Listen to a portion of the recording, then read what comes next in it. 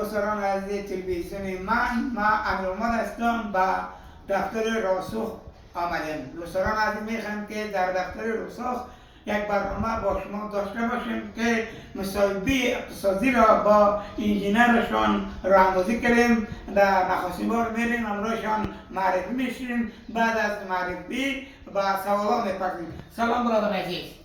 خوب هستین؟ خیراتی جامع جور است. تشکر زنده باشید. میشه خودت معرفی بکنید؟ عبدالمصور راسخ هستم، مسئول آموزش‌های راسخ. عبدالمصور جان، میشه بگیم که در چه وقت میشه که این دفتر را باز کردین؟ دفتر به یک ماه میشه که باز کردیم. هدف باز کردن همین دفتر برای چی بوده و خاطر چی بوده؟ هدف این دفتر ایجاد شدنش این است که همین جوانان بیکار است، بی برنامه است. خواستیم که یک برنامه با جوانان داشته باشیم. آیا شاگرد چند دانه داری؟ فعلا 30 شاگرد داریم. در بخشای کدام کار میکنن؟ فعلا هارد است، اما شاگرد بیاد از سافت ما درس میدیم.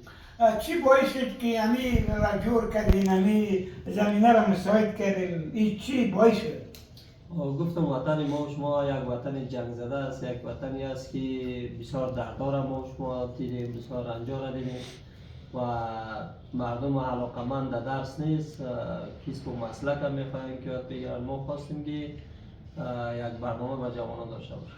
این جوانایی را که شما به عنوان یک شاگرد در اینجا استخدام کردین، اینا رایگان درس میخوان یا ای که از شما میگیرین؟ نه، یک چیزی که طبعا که تنظیم میکنی جور میکنی بدون پول نمیشه. نه، یک چیزی مصرف میداشته باشن.